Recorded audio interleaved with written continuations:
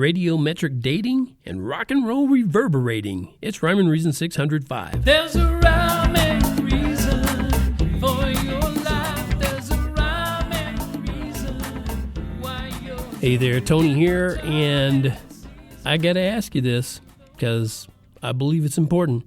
Where else are you going to find somebody talking about radiometric dating and rock and roll reverberating in the same place, same person? Where are you going to find that? You're not. You're not going to find it anyplace else. You're going to find it here. That's where you're going to find it.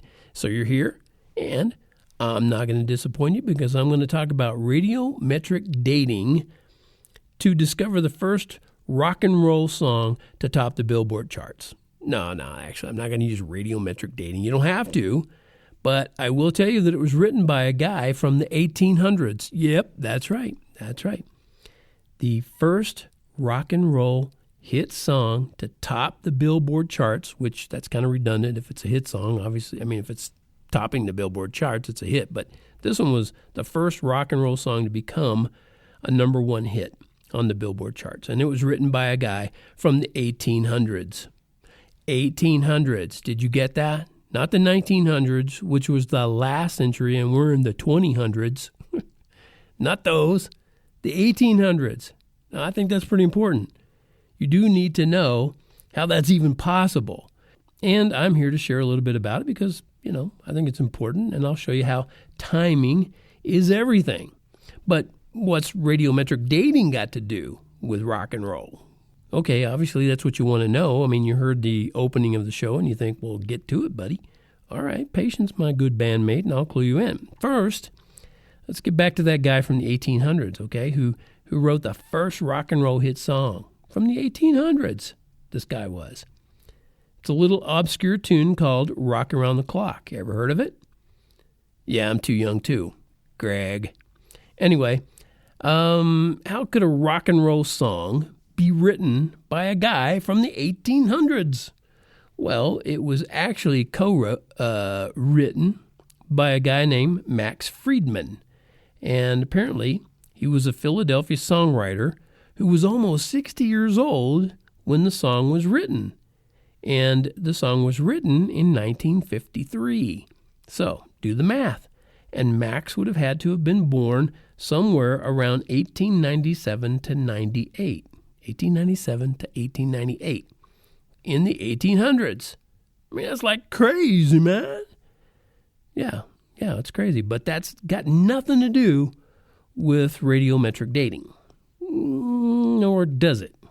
Well, the way my eccentric mind works, and I'm using that term because someone recently called me eccentric, the two topics connect in my mind because radiometric dating is based on a clock that some so-called scientists concocted,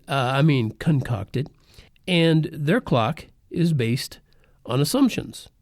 Like, they assume they know its initial beginning, and they believe it has operated at a known rate and assume that it hasn't ever changed. And that last assumption is based on radioactive decay rates observed over the past 100 years or so. But to see that and then say decay rates for the past 4.5 billion years have been constant the same way, that's quite a stretch right there. But that's what a lot of so-called scientists say, and many others never even bother to question it. So I recommend looking into what's been going on in rock around the clock. See what I did there? For a few thousand years. And if you look into it, you'll discover how our little blue planet's radioactivity is a result of too much loud music played by garage bands all across America. Wait a minute. Did I get that out of order? No, what I meant to say is all that radioactivity is a result of strong electrical activity caused by a flood. But not just any flood. I'm talking about the flood they had to devise to make the Ten Commandments movie. Wait a minute. No, go back even further. It was actually the flood that happened about 5,000 years ago. Just a few days of hard rain that covered the entire planet. No big deal, right? Unless you're basing your whole dating system to determine the age of the Earth on uniformity, then it's kind of a big deal. So, to sum it all up, the guy who wrote the first rock and roll hit song was old, but the earth is not. Is this a crazy world or what? Some things are old and some are not. But what still is true is God will love you if you accept the gift he bought.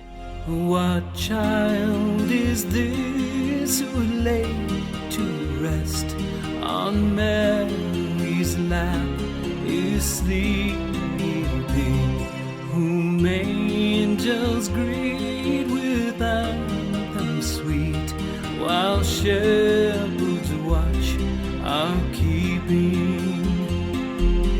This is Christ the King, whom shepherds guard and angels sing.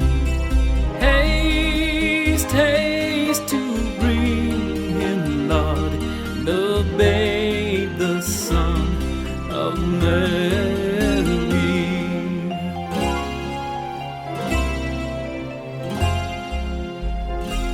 So bring him incense, gold, and myrrh, come peasant king, to own him, the King of kings, salvation brings. Let loving hearts enthrone him. Raise, raise a song on high, the Virgin sings her lullaby. Joy, joy, for Christ is born, the babe, the Son of Mary.